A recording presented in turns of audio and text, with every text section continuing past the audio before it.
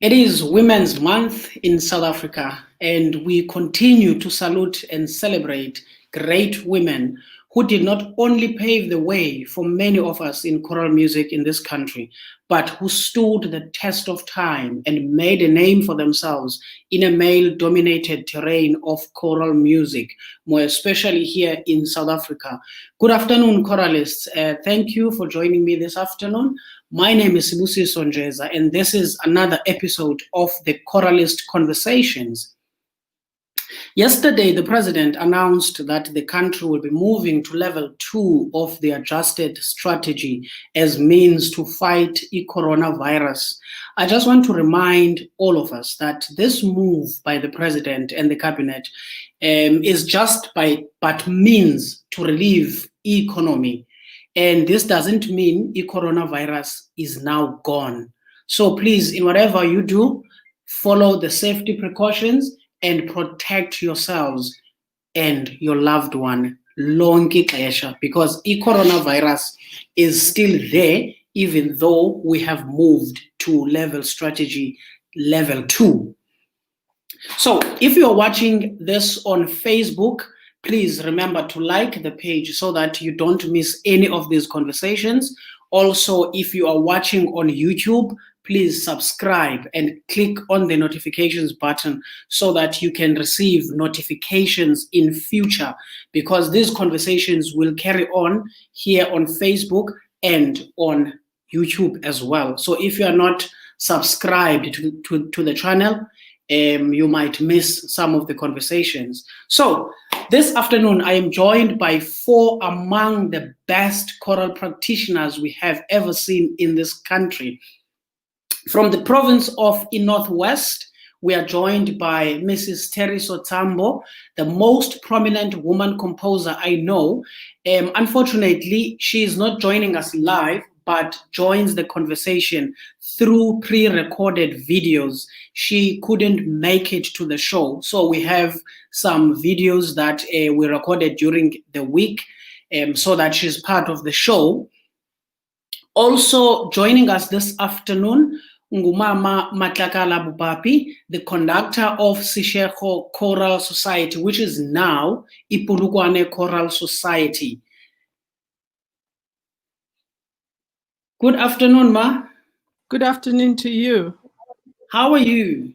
I'm fine, thanks, and how are you? I'm very well. Thank you very much for joining us this afternoon.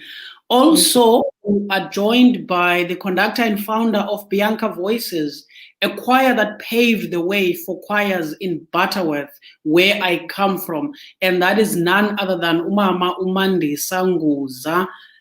Let us welcome Umama Nguza as well. Molweni ma. Molo Duna. Ninjani namhlanje? Hayi siphilile manje. Siyazama njani wena? Yaphila nam. We are still trying to get hold of Umama Sheilla Spelman Ncame. She's struggling to log in. We will see if we can assist her. But naye, she will be joining us this afternoon kule conversation ya namhlanje as one of my guests. Siyamazi ke she is the founder and conductor ye Eskin Adult Choir. We know musicians like Otembela Vogwana, or Mr. Manzi Vabaza, and many others who emerged as conductors and as great musicians from Izandla's Kamama Spelman. Without wasting any more time, let's get to the conversation. Bomama, you all emerged as conductors and teachers at the time when it was not fashionable for women to be at the helm of choirs. How were you introduced to choral music and choral conducting, and also as leaders in your specific choirs? So how were you introduced into this whole choral industry? Mama Nguza, let me start with you. Good afternoon, colleagues and the viewers. I'm grateful for this auspicious moment to share some issues with the choral music enthusiasts today. allow me to take you down the memory lane and inform you that my love for music emanated from the day I was born. My father named me Rosalia. There was nothing special about it until I came across this name on the music dictionary. Only then that I found its meaning. To be brief, it means sequence in harmony. Delightfully, I followed my name. To proceed, I started training and conducting a choir at age 21 when I was employed as a music teacher at Clarkbury Teacher Training School. That was a female voice choir, as that school was training girls only. The institution church choir was also under my baton. Later on in those years, Lindelwa Mata, Nivu Menjani, among others, was one of my students with a very good soprano voice. As I was teaching there, I was nurtured by Mr. Elvin Rees, who was a music inspector from National, the author of The Rudiments of Music, dealing with elementary music theory and lesson notes for teachers.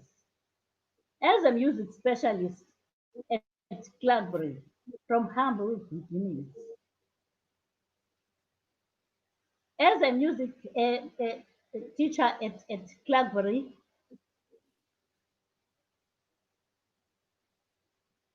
I was exposed to school choir competitions as an adjudicator. That was the beginning of my music career. Propitiously, end of 1974, I was nominated by the Transkei Department of Education to go and study a 3-year music instructor's diploma under the Rhodesian Academy of Music and Kwanom Goma College of Education in Bulawayo from 1975 to 1977. This project was sponsored by the South African Council of Churches. After I relinquished my position at Clarkbury, Lindelwa Vumenjani Ngata was offered that post. On my return from Rhodesia as a music lecturer at Butterworth College of Education, I resumed my career as a choral music practitioner. I trained and conducted the college choir, participating in all choral music competitions and the Eistedt Board in Transkei. Then, together with Mr. Ross Sogoni and some of the adult choirs in Butterworth, we formed an adult choir and was named Bianca Voices. Mr. Sogoni was our piano accompanist. Him and myself, being staff notation literate, was a strength of that choir. However, the enthusiasm of the choristers led us to decide to participate in choral competitions locally. During those competitions, I used to present both college choir and the Bianca voices in different categories in one day. That was the climax of my career as a choir conductor, and I was a champion of that time. My contemporaries in Tata were, to mention but a few, Ms. Sheilla Spelman, Mr. Nguza Matavu, Mr. C.B. Dabula. In 1980, a region for Ford choir competition was established in Transkei. The younger voices won the regional competition and went to represent the region at the National Ford Choir competition in Johannesburg. There it was tough. What became conspicuous was that I was the only and the first woman conductor in Ford choirs that year. Ford Company was generous enough to offer bursaries to 4 conductors that participated in that competition for further studies in music.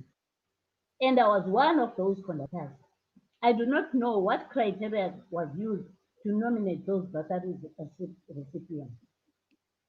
In 1982, while I was still enjoying work with my Bianca voices, attending rehearsals not less than 3 days a week, was promoted to a post of music inspector in the Transkei Department of Education. Subsequently, I had to relocate from Butterworth to Ncame.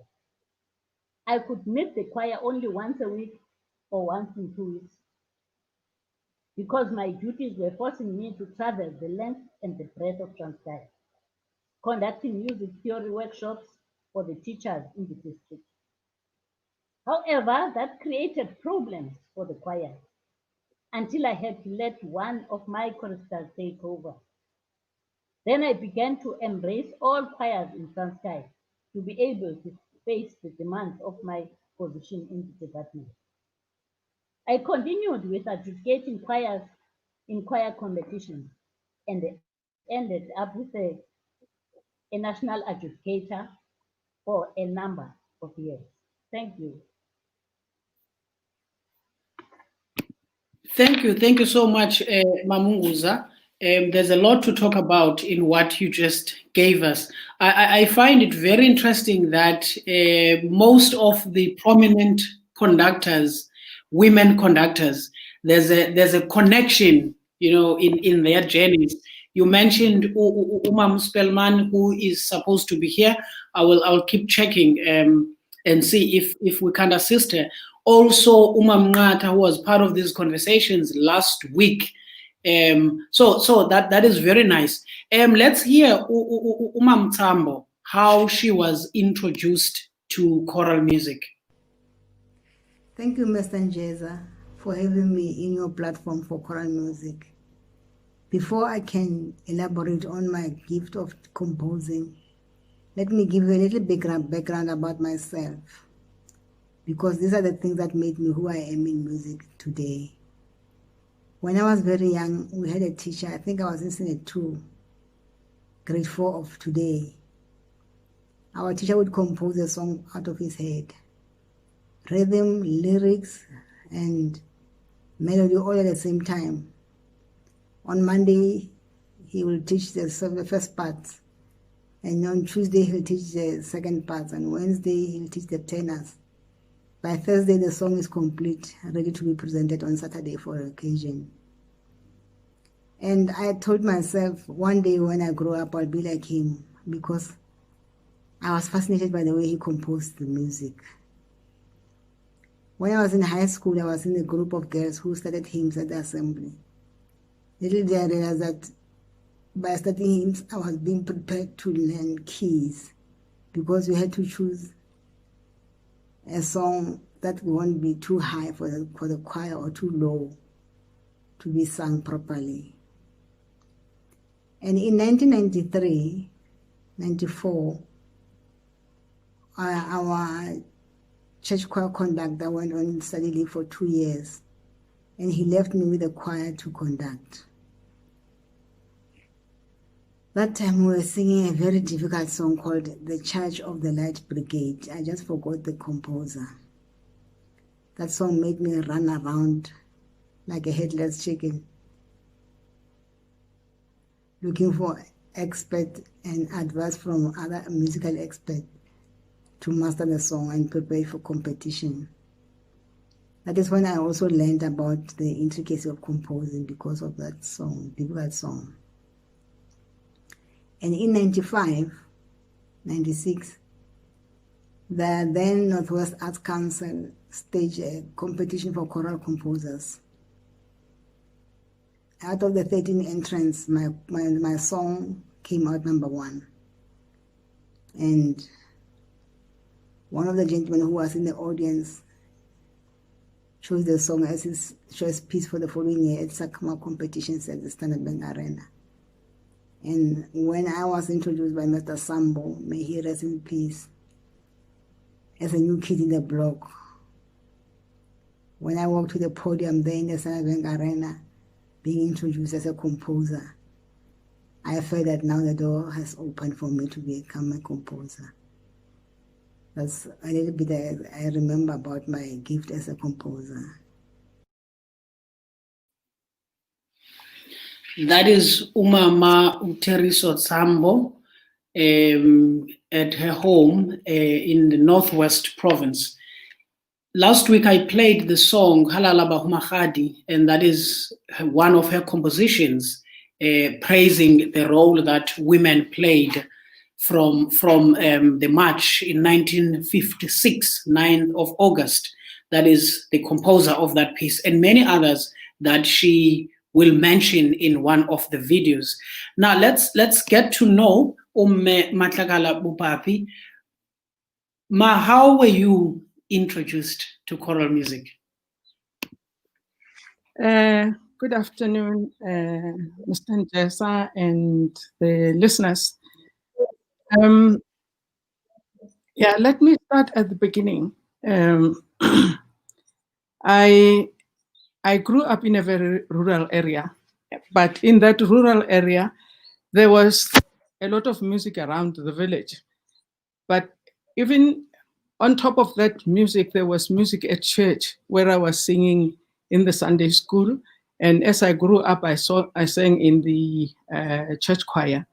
And then when I went to school, during the time of going to school at that age, I met the competition music. And so we sang in the choir.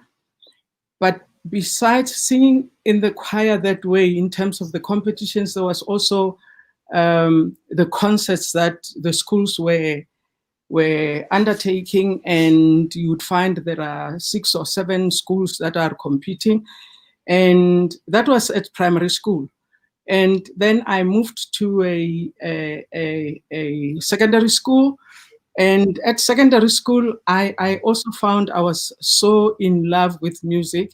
I started a group of girls, in fact, a trio that was entertaining the whole school whenever there was an event, and they loved it very much. And also at that school, I was also chosen to be tuning the songs every morning at assembly.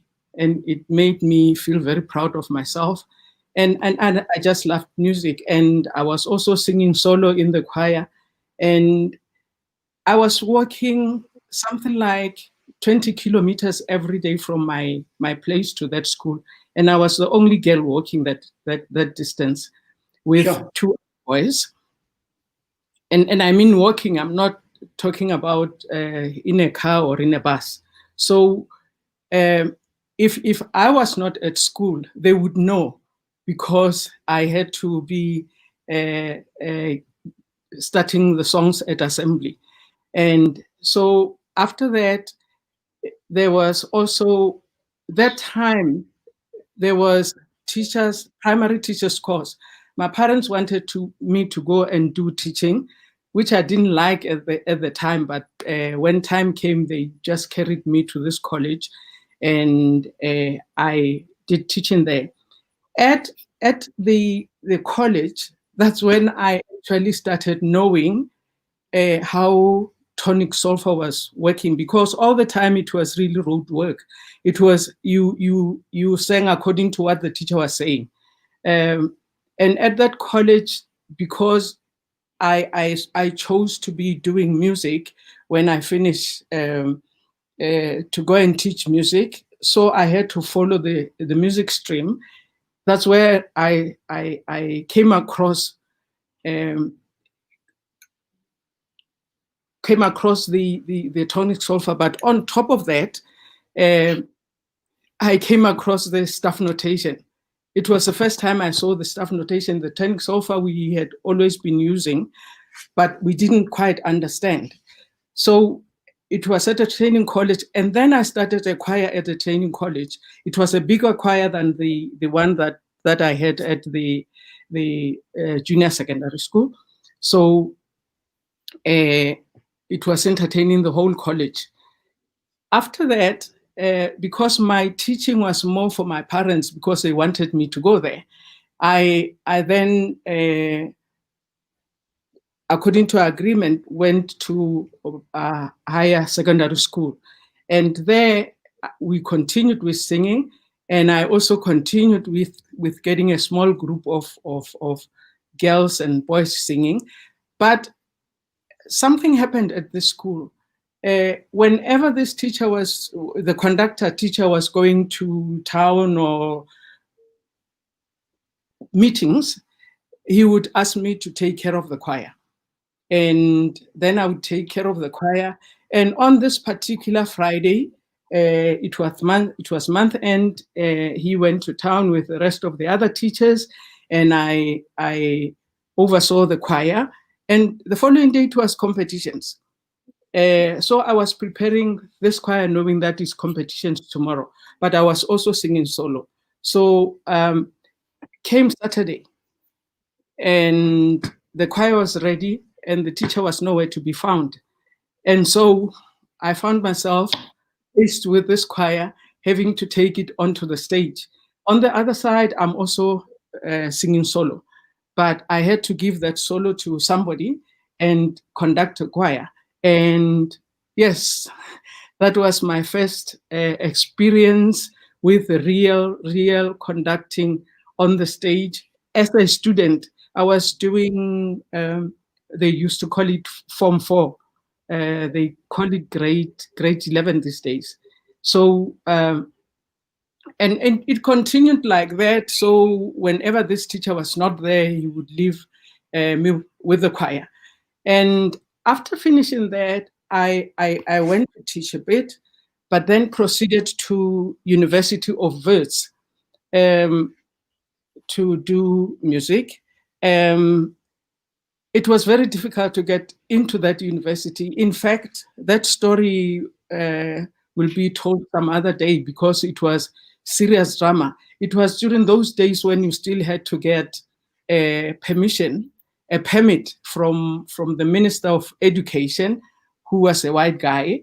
I don't even remember what his name was, before you could get to the university. So I had applied around June after my results, and he said to me, no, go to the University of Limpopo. And I wrote back and I said, no, I can't go to University of Limpopo because there's no music. And then he said, no, then go to University of Nguza, which is down Devon.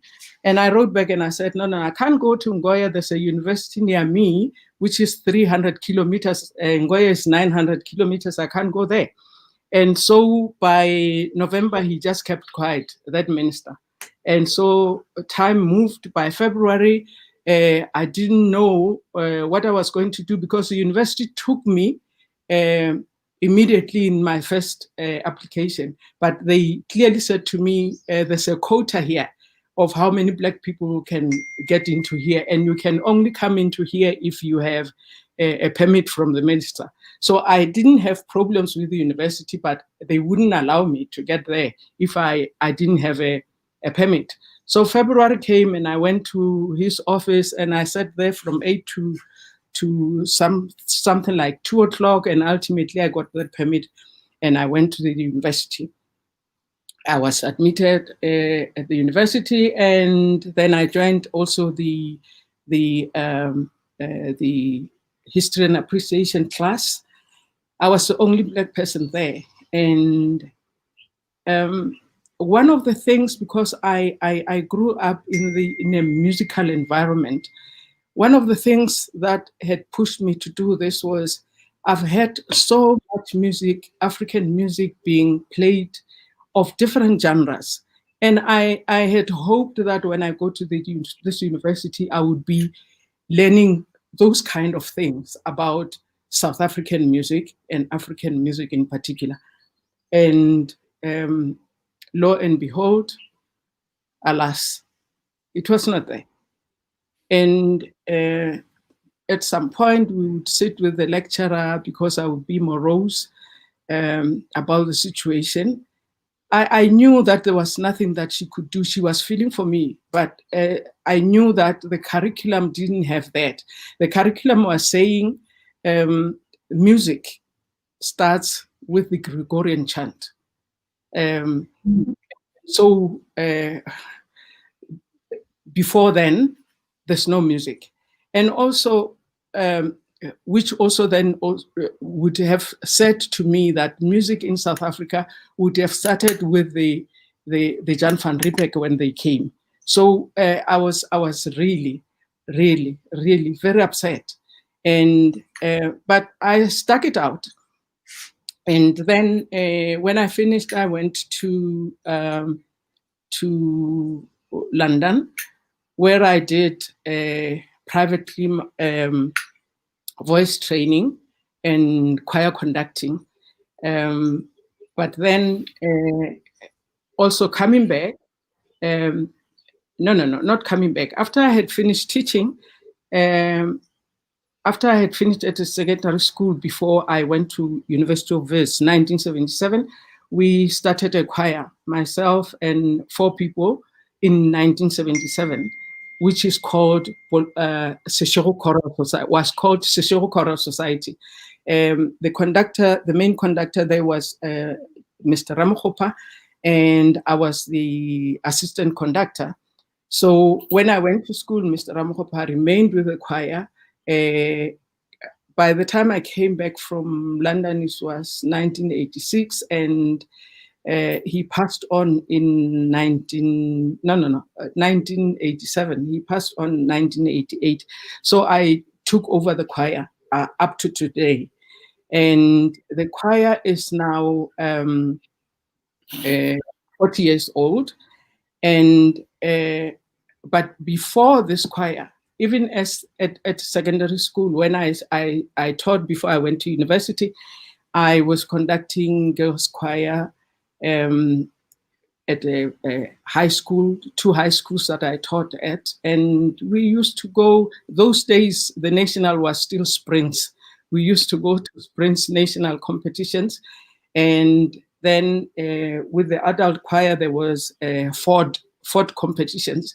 We entered the Ford competitions. We went to Ngoya when we won, and so on and so on. So the Polokwane Choral Society and the Seshego Choral Society, the Seshego started in 1977. But with the new dispensation in 1994, when the districts and the 2 municipalities were merging, we felt that we cannot continue to become Seshego, because Seshego is a township. Polokwane is a city, which includes the township. So we became Polokwane Choral Society. And in 1995, I took the choir to Switzerland. That was actually the first international thing that we ever did with the choir.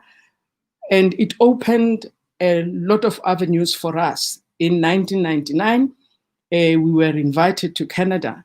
And that's where actually my life about music started changing also. We've been to Canada 4 times. We've been to United States. We've been to Germany. We've been to Italy. We've been to Barcelona. Wow. We've been, yes, to Italy, I said.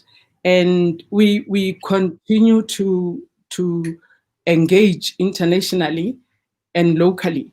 Every year we have some choir coming over to our shores. I'm also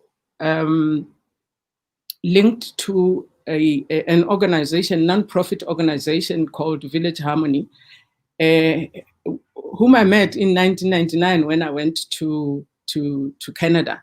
Then we started developing ties, and ever since 1999, 2000, I've been engaged with that Village Harmony organization that goes about to teach and learn about indigenous musics of different countries. And so I found that it completely changed my life in terms of looking at what one wants to do with music. And it showed me that most of the time we as people do not take very seriously what we have. We take for granted the rich cultural heritage that we have in South Africa. And and continue to cherish other people's cultures, forgetting ours.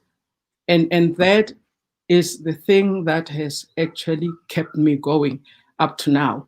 And every year with the choir, we for it to have been for the 7th time now, we have what we call Mandela Legacy Choral Festival. And we get all the local choirs, but then most of the time you'd find we have another choir coming from overseas. We had Cuba, we had a choir from Poland. The other time we had Belgium, we had, we have all of those people coming, and this has kept us going, but also because it has opened so much in terms of exploring our very own culture. Yeah, perhaps I should stop there. Yes, I was about to say that we are going to speak a little bit about what you do and specifically what you were mentioning, you were starting right now, because I'm very much interested in what you are currently doing. Ladies and gentlemen, I mean, surely you agree with me. After the two legends introduced themselves, you know exactly why we have them this afternoon and how much we can learn from them. Let me bring back Nguza once more. Mama, as part of your journey as a musician, as a practitioner, you joined the Department of Arts and Culture in the Eastern Cape as an official there, and you worked for many years. And your role when you were there actually opened you beyond the scope of choral music and into other genres of music. Now, I want to know, what are the learnings about collaboration beyond choral music that you can share with us based on that experience of working in the department with different genres? How did that open you into knowing what is happening with other genres, and what can we learn out of that experience? Thank you. My experience as a music administrator in the Department of Sport, Recreation, Arts and Culture motivated me to expand my horizon and not be stereotyped looking after the choral music only. I had to embrace other genres like jazz, gospel, indigenous music, and so on. So what I did, first of all, so that I do get acquainted with their practices, I formed structures, a structure for jazz, a structure for gospel, and a structure for indigenous music. It was very, very easy for me to understand exactly the in-depth knowledge of those genres, and that broadened my mind. Now that took me to an idea of music business, because all those genres were already in the industry. So what I did to encourage the Eastern Cape musicians of these genres that I've just mentioned, I organized a gentleman with a knowledge of music business, Mr. Sidney Kokonga from Johannesburg, to come and run a workshop for all those practitioners. I did that for about 3 years, where he was actually teaching them the value chain of music industry. So that was a milestone for me. And that is what I would like to introduce to the choral music practitioners as well. Because we've got a wealth of musicians, of choral musicians, soloists, and so on in this country or in this province. So those people can as well get into industry and earn something for their talent. Because so far, they just sing in choirs. They are not hired to do anything anywhere else. If there were orchestras around, probably they would be hired to go and sing and be paid in an orchestra and be paid afterwards.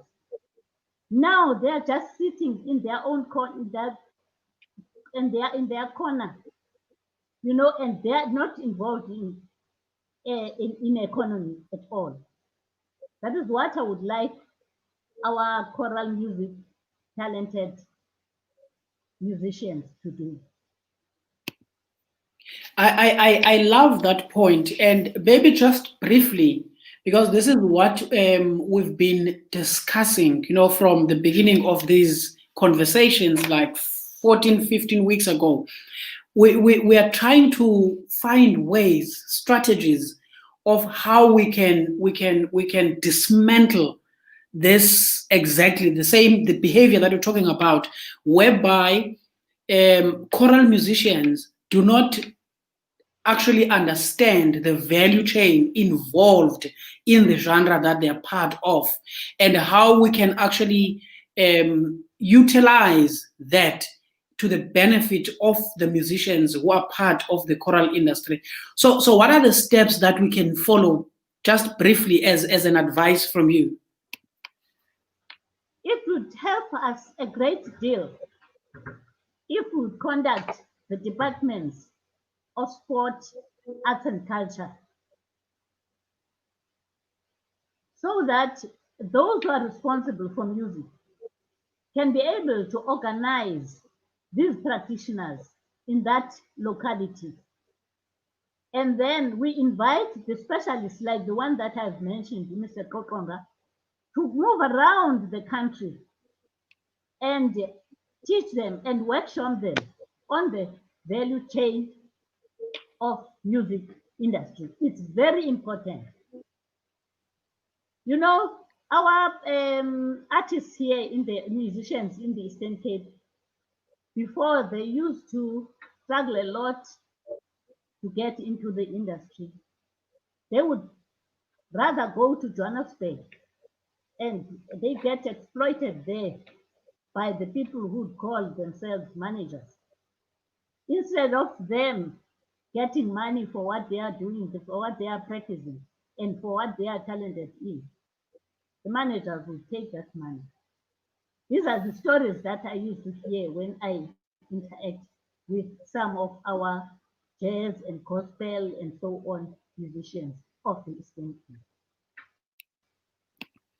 Yes, thank you for that advice. I hope all of us as choral musicians, maybe we need to change the narrative, or change even the vocabulary that we're using, so that we begin to speak the business language that Nguza is speaking of now, the value chain, understand who is and what is involved in that value chain. Let me bring you back, Bopape. At the core of your work, you actually mentioned this. At the core of your work as a musician, you are promoting South African indigenous music locally and abroad. Can you share, the value that is important, the importance of actually promoting local content within local audiences and international audiences? And maybe you can elaborate a bit on the kinds of projects that you are busy with in that promotion of local content. Yeah, it's a heritage that we're talking about here. It's what everybody calls indigenous knowledge systems. which I find is the problem with the choral music industry in South Africa. And I'm not talking about genres like gospel, because they have moved steps forward. You see, I still feel like choral music in South Africa is still operating under colonialism. We are completely colonized, and we refuse to move out of that colonization.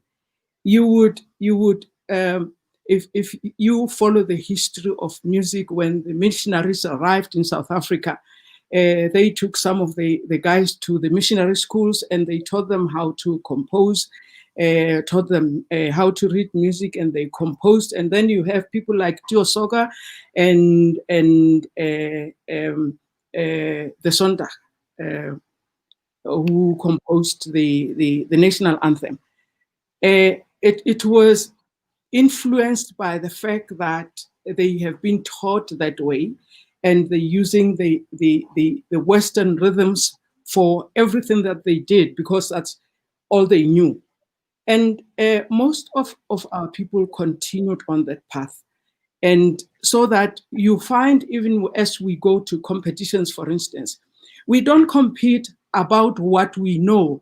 We want to compete about classical music.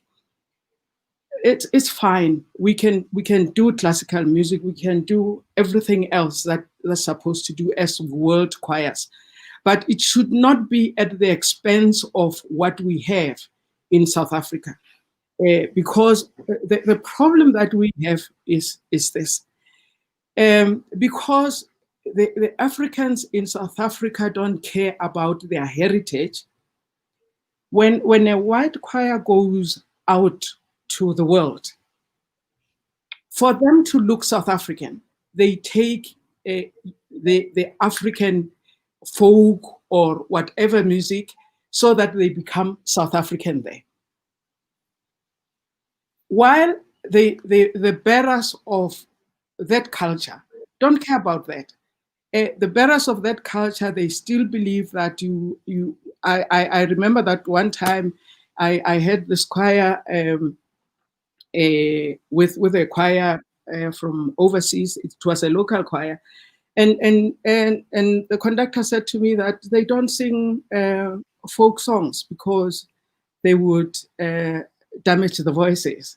And I laughed, because one, the voice has got it can expand, has got so much opportunity to expand whichever way you like, and the voice gets trained to do things. But you see, that's the colonization that's actually talking to you.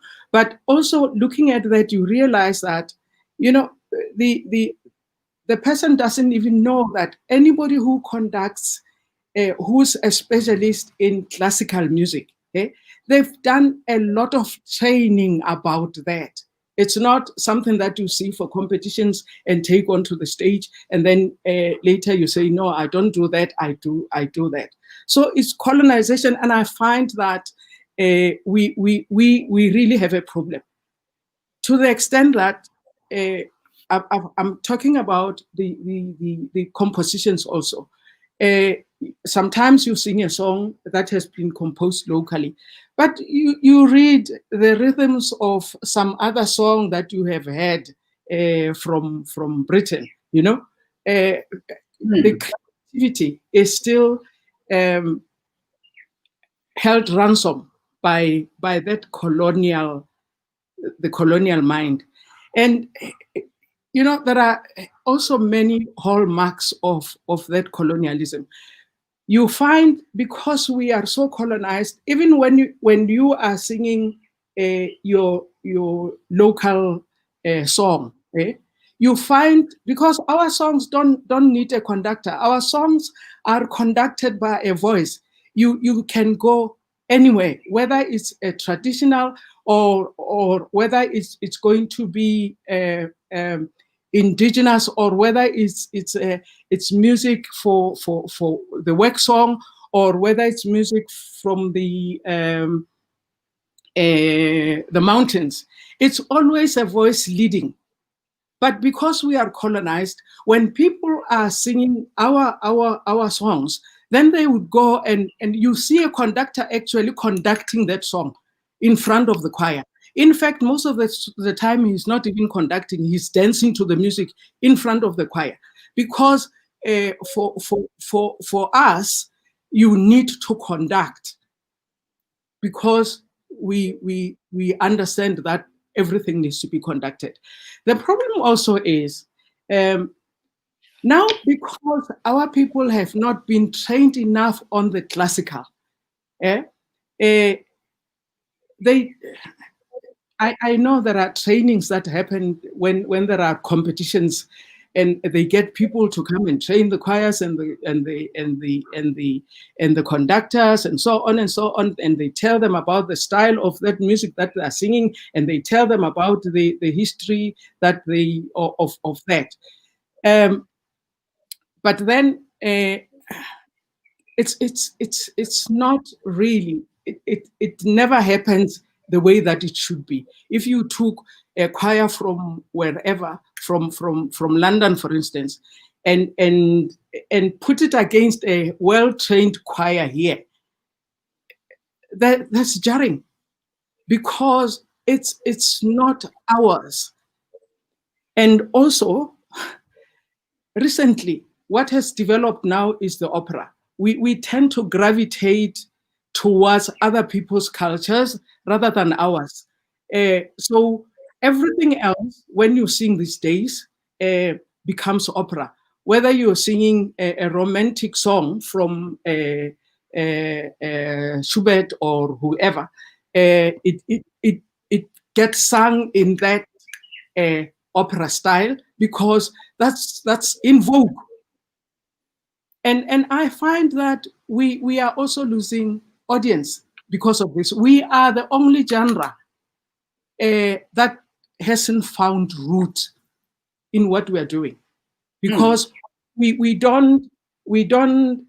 people do not associate with us, the people that are supposed to be associating with us, because we are alienating them. Because it's like when we were going to school at the beginning, and then you learning about Twinkle Twinkle Little Star, how I wonder what do I, and also those things, and you're talking about the white Christmas, and you don't know what a white Christmas is. This is what we're doing, and people do not relate to that kind of thing because it's foreign. While we trying to be foreign, probably to impress our foreign masters, we still don't, because we bastardize their music, because we are not quite trained enough to present it that way. The problem is we have our culture here, and if we are not careful, people come here, and they do. People come here, they take this music, they go back to their own countries, they develop this music further, they sell the music, and in the meantime, we are still running behind other people's cultures. By the time we open our eyes, we won't have anything to show to our forebears. Let me stop here. We can talk further. Yes, you know, we are being schooled this afternoon. Very important points are being raised. When we come back, because I want us to listen to Tsambo, also talking on the point of writing music in one's indigenous language and promoting that as part of our heritage. So when we come back after listening to Tsambo, I do want us to speak about how do we then decolonize our music, because I agree a lot that you've just spoken about is what we hear when we listen to compositions. It's what we hear when we listen to choirs. All choirs want to sound like opera choruses. Whether they're singing a hymn, a church hymn, it sounds like an opera chorus from one of Verdi's operas. So I want us to speak about how do we then move from that, because really we are becoming this one industry that has no identity. So let's listen to For Tsambo. me, composing in Setswana is not a choice, but a must, because Setswana is my mother tongue. Although as a linguist, I do have songs of other languages, like a song in Xitsonga called Xitsonga Tsongwan, the virus, the HI1. I have a song for Arrive Alive in Siswati, Aphelani Bashayeli. I have a song in Shivenda, and Psalm 121, Digila Zamato Akanzi Thabani, and Psalm 128 is in English. But most of my songs are in Setswana. You see, Mr. Njeza, the composer is not a medical doctor, but he or she writes music to advocate for health matters. Composers are not historians, but they document historical facts. Composers are not ministers of religion, but they preach through their songs. So my composing in Setswana helped me preserve the idiom, the language, and the rhythmic patterns of my language. Although I have isiXhosa blood running in my veins for being a daughter of Mahadeb, Mthimkhulu ongadliwa zibhokhwe, Ndebendle zombini. My dad is Motswana. That's why I compose in Setswana language. This is a language I'm most conversant in. This is a language I can dream in, and I can start a song with melody and put lyrics at the end, or start with the lyrics, put melody at the end, because it's just in my fingertips.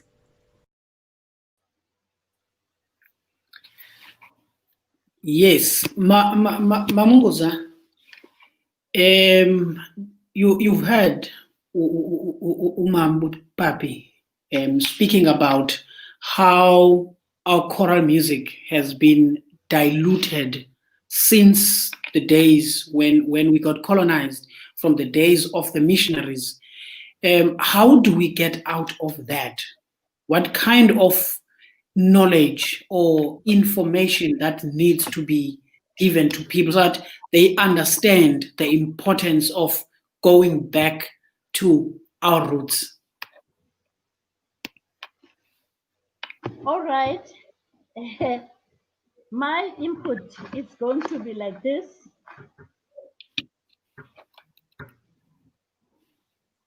The future of choral music in this country goes to an idea to give a space for indigenous songs in our programs. Folk songs and istibili have a jovial impact, and they are very entertaining when they are performed in an orderly manner. Our audiences are missing the vibrancy of our African music and dance. Performances of African music can stimulate interest even to students that are studying ethnomusicology, to research more about it so that it can be documented and be made available for reference by future generations. I'm saying this from experience because when I was studying BA honors at the University of Natal, I struggled to get relevant reference for my dissertation. So I would like to encourage that we must contribute towards preserving our cultural heritage. Culture is a vehicle to evolution of spiritual and intellectual consensus. It has an impact to social outlook and political aspirations, identity consciousness, and spiritual learning.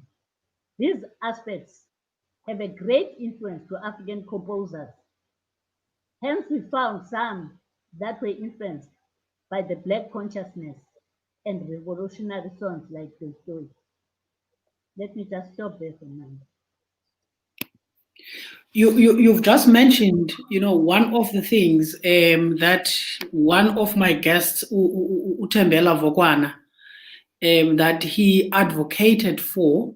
You are saying when you were doing honors, you struggled to find material about African musicians.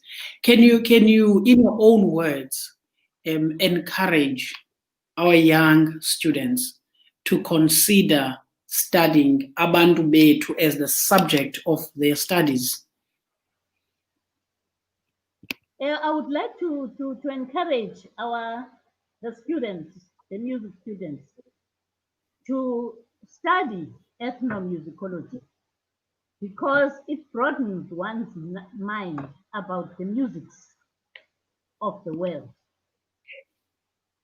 It is very, very important to live your own. That is, practice singing your indigenous music, including our dances, because typical of us, we sing and dance.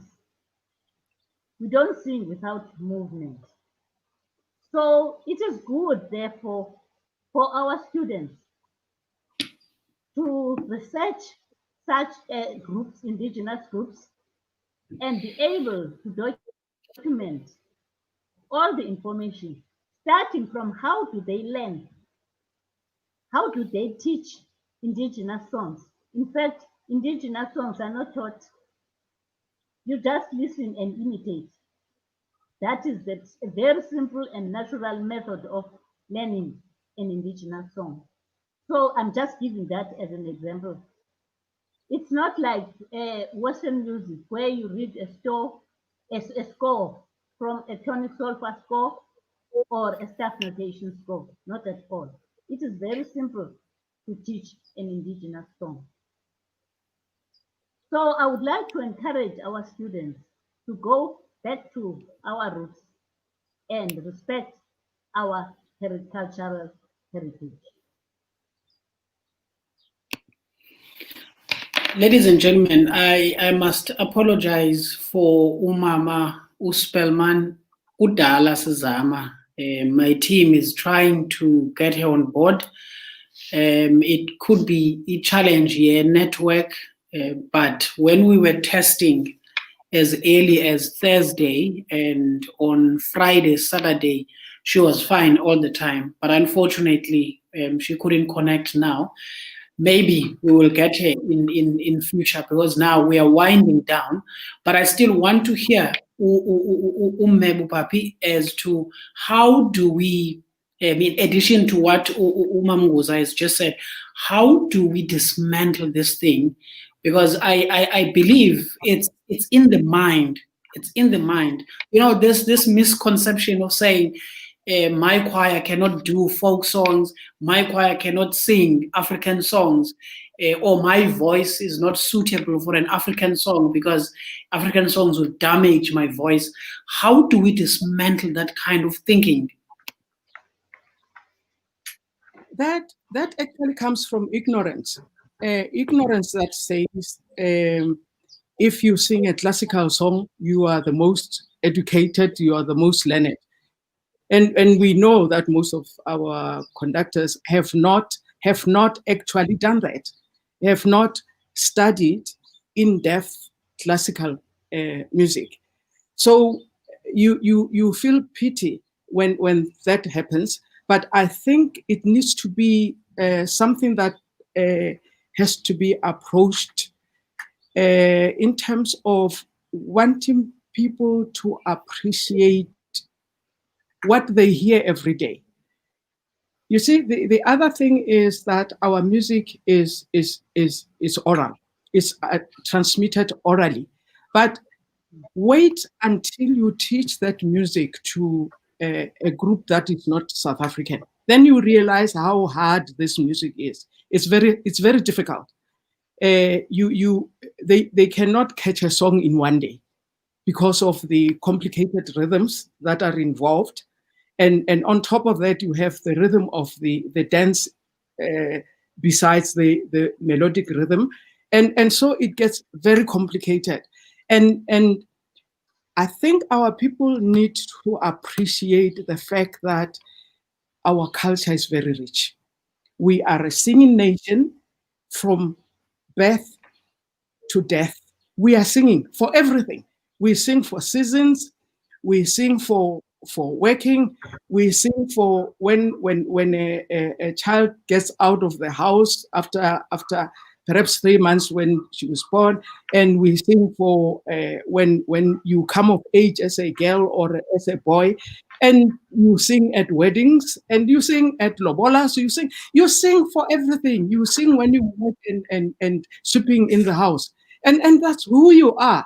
And we cannot take this for granted, but we need to make sure that our young people understand this, because now there's a huge conversation in the world, especially in America.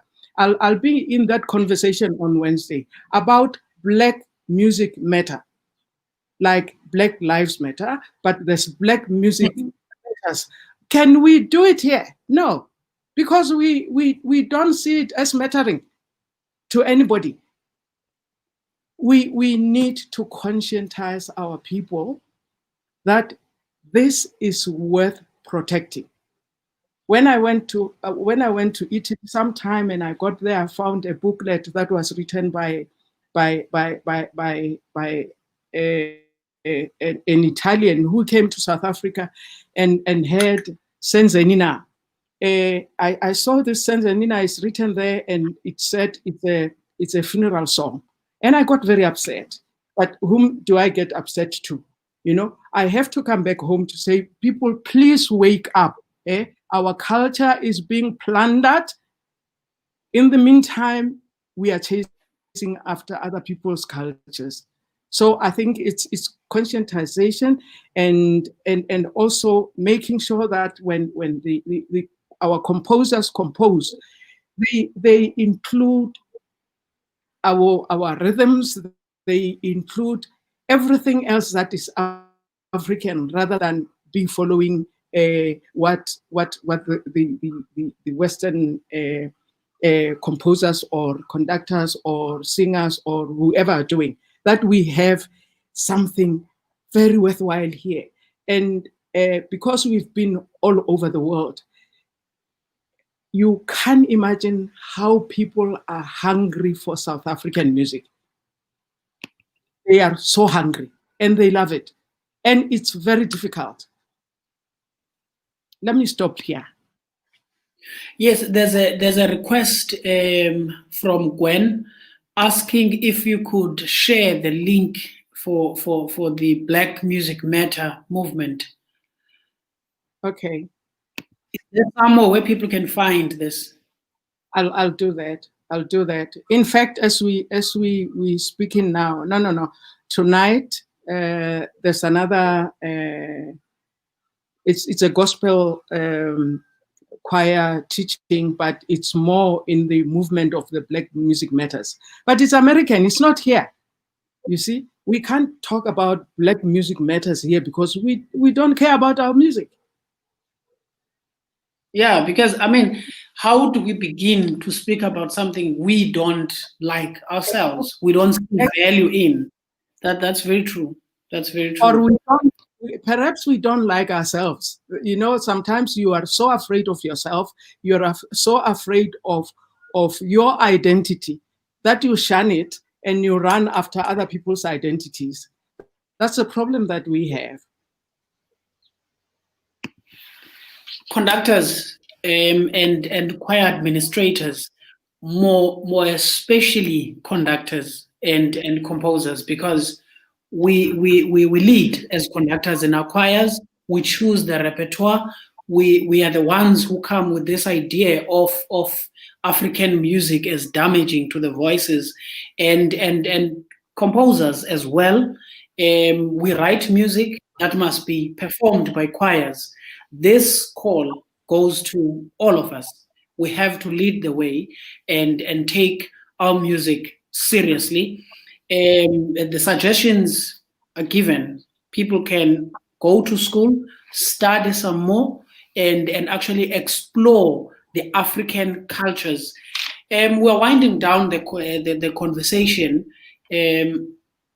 Comments are coming in from our audiences, and this one is from Lita Kabadia, and he is in agreement with everything being said above. It is also important to note that our own Bongani Makatjana and the late Mama Unolfefe Mchabe, their work has paved the way. Perhaps we can also draw inspiration from the work of Mbongeni Ngema and many others whom their chorus work resonate globally. That is the comment by Lita Kabadia. As we're winding the conversation now, I'm just wondering, as I'm listening to both of you, Ukuti, going forward, how many of you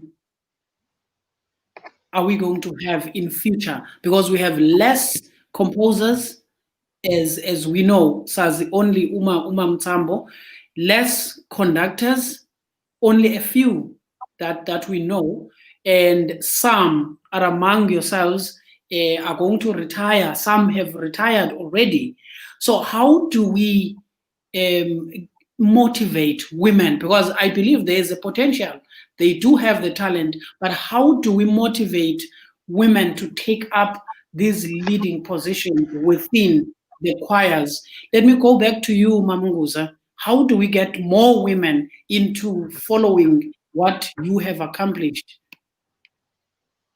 I can safely say that women possess much capacity of leadership skills. For instance, they are capable of managing everything in the homestead, from human resources to material possessions, without undermining men. What could be encouraged in that is that those skills should be used effectively. The issue at hand, I think, is about young women in choral music positions. Therefore, I need to comment with a focus to young women in a choral music scenario. It is evident that women are faced with challenges of being undermined and bullied sometimes. They end up being submissive and shy, and as a result of that, they lose confidence. Women choir conductors and women choir managers must protect themselves from that behavior. They must equip themselves with adequate knowledge of the sector, like policies and regulations with regard to music programs. They must be exemplary in their normal behavior. They must try to maintain discipline, starting with yourself, and be firm on good principles. They must also solve problems and think independently. Tolerance and empathy are essential. Also, they must exercise effective communication skills. It is also very important to open one's heart and embrace all choristers equally and show a positive attitude and empathy. Be assertive, but express, share, and discuss ideas with choristers. They also must be very motivational. For instance, for a desirable behavior, somebody singing well, they must praise. When something goes wrong, promise the chorister that it will be correct next time. And also expose your choir to other provinces and abroad on tour. That motivates a great deal. Thank you. Indeed, Mr. Njeza, women composers who are in the minority need to be encouraged to be confident in what they are doing. In trying to answer this question, I'll mention some of the things that I think need to be done. Some I have experienced them myself. We need to have assistance from male counterparts. Men have to identify women who show passion in music and help them. Like in my case, I was helped by Mr. Matibe, who saw the passion I had in music, and he helped me to study privately until I got grade 4 of the theory of music. So men need to be on the lookout for women who really show passion in music. And one other thing is, whenever there was regional competitions, I would carry my music along and give it to conductors I randomly chose to try my music out. Some of the conductors really voluntarily ask for my music to perform as choice pieces in major competitions. And that also boosted my ego once the songs were sung. Such people are like Mr. Lawrence Sidia of Sidia Singers, Mama Pakela of Choral, Kwati of Lekwata Manning, Mr. Getloilo of Bloemfontein Serenade, may he rest in peace, and other conductors who just requested my music, like Sibusiso with the SABC Choral, and Memalorole Malibongo Gamana Makoskaz, who took one of my songs, Sechaba Sosidi Bodinzi, meaning One Nation, Many Languages, to perform as choice piece. So if that happens, if your music is being sung out there, that boosts your ego. If you're a composer, you cannot work alone in a silo. You have to interact with other composers, so that, like the Bible says in the Proverbs chapter 27, verse 17, as iron sharpens iron, man sharpens another. So working alone won't make you grow. One other thing that can boost the ego of women composers is if you can host concerts where music composed by women can be performed. And again, in our country, there are awards for music, awards for films, for dramas, for TV series, but never awards for composers. So if we could have awards for composers, especially women composers, many of them can really be encouraged to compose and join in. Bopape, how do we have more women? How do we encourage more women to compose and to conduct and to take up leadership positions? Yeah, let me concur with Mem when she said women are able to lead. I mean, I've been in this choir for 40 years, and I think the why it's being sustained this much is also because of those kind of leadership skills that one is exercising in the choir. But I must say that it's very difficult for women. As much as we would want to encourage the women, it's especially as conductors. It's very difficult. This choral music is very difficult, especially if you are to manage a community choir. Because when you're managing a community choir, actually, nobody pays you as a conductor. And the people that come to the choir, they pay from their pockets to come to the choir. And sometimes you as a conductor takes money out of out of your pocket to make sure that they come to the choir, especially if you are working for competitions, to make sure that everybody knows the song and so on and so on and so on. It's a difficult experience, and so women are faced with families, they are faced with jobs, they are faced with other challenges, and sometimes it becomes just so unmanageable. I think I actually also managed because my husband was also in the choir. Because sometimes it's the husband who might not want you to go to the choir anymore, or the wife who might not want you to go to the choir anymore. So that helped a great deal. I've seen people who come into the choir, they sing, and once they get married, the husbands don't want them to come to the choir anymore. So it becomes very, very, very difficult for women to be in this industry because of the culture, but also of the sheer burden of having to carry a choir. It's no child's play, but because you have that kind of passion, you have to do it. So I would say I don't want to romanticize it. Anybody who comes into it should be ready to face the challenges, and it should be more as the women in here that would be able to give them a platform to stand on, the shoulders to stand on, so that we guide them around the maze of managing a choir and making sure that they succeed. But also, the other thing that I had wanted to also talk about was the matter of competitions. I think, I don't know, it looks like Old Mutual doesn't exist anymore. And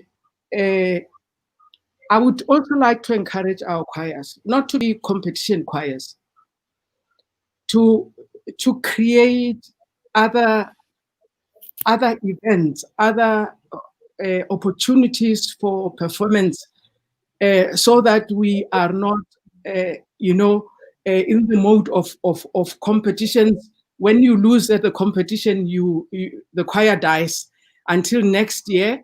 Then you prepare for a competition, you go for the competition.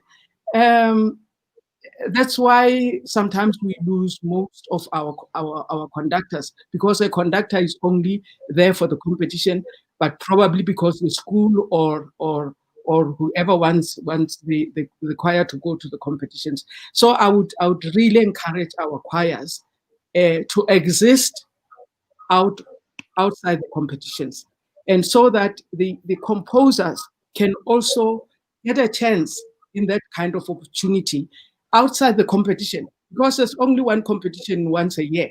All right, so you can't have all the composers at that competition. But if we create those kind of awareness that music is not only about competitions can be there, but music is there because we are a singing nation. We should continue singing, whatever the case may be. Thank you.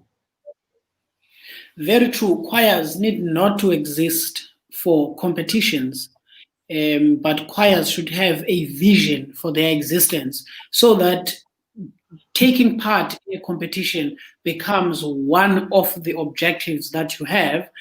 But outside of that, you've got other programs that you can do as a choir. That is advice that we've had even before from the guests that have been here on the Choralist.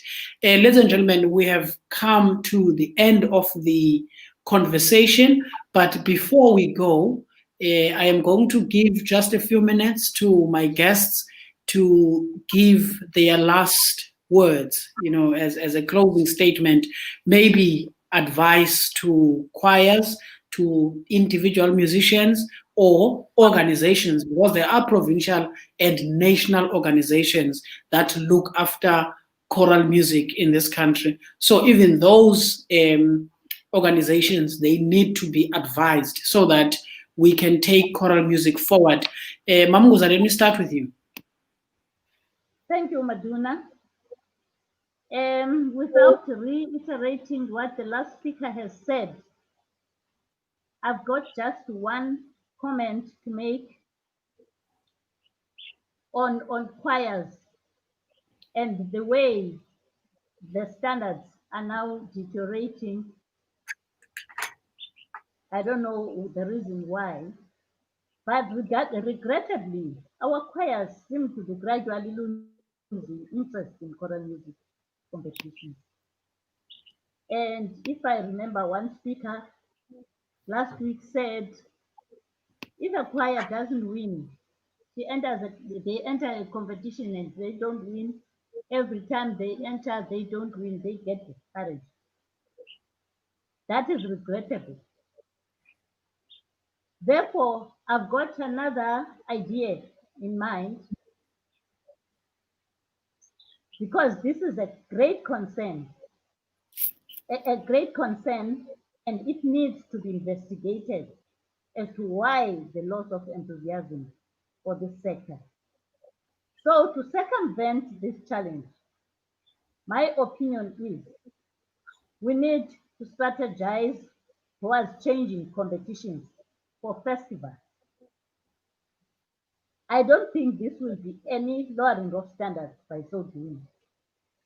Also, concurrently with the festival performances, there could be master classes running for standards for talented singers in order to maintain the standards already achieved. So that is my last input on the perspective of future of choral music in this country. Thank you so much, Mama. Bopape? My concluding remark would be Black music matters, meaning our music matters. The very vigor that we put into training conductors and choirs to do Western music is the vigor, and even more than that we need to put in training the conductors and the choirs to do local music. And you would find, because we are used to it, we don't understand how difficult it is. I think the choirs and the conductors need to understand the nuances of this music and the context within which all the music is sung, and so that, you know, we preparing these people, the conductors and the choirs, for that kind of festival, or perhaps even for a competition. If they compete on their very own music, I think for me it would be much better than competing in other people's music. And so that I would say that the vigor that we put in training other people, training conductors and choirs how to sing other people's music, which we also don't understand properly. The ones that are training these people don't quite understand it properly. But there is something that we understand very well. Okay?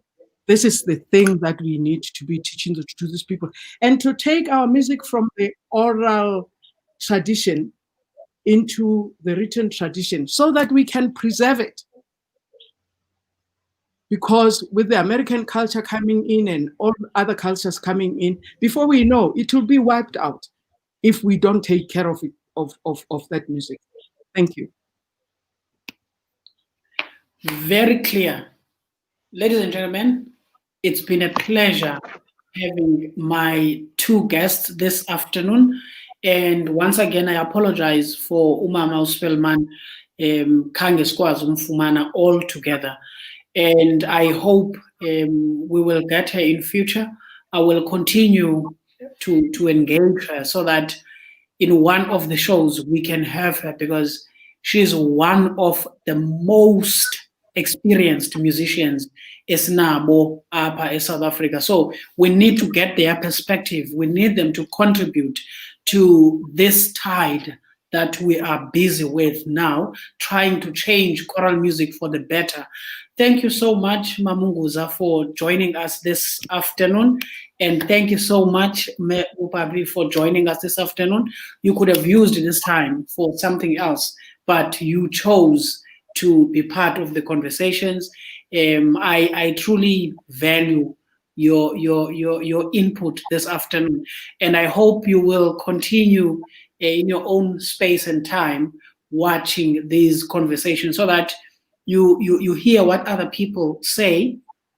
Well, especially when I have the younger guests, as I'm going to have from next week, Hoitimang, who is a singer. She's now based in America. We need to have more of those people, working abroad and coming back to plow in South Africa. But before they can do that, we need to build a strong industry so that they have something to come back on, and as they contribute back. So thank you so much, ladies and gentlemen, for joining us in YouTube, Naku Facebook this afternoon. Good afternoon.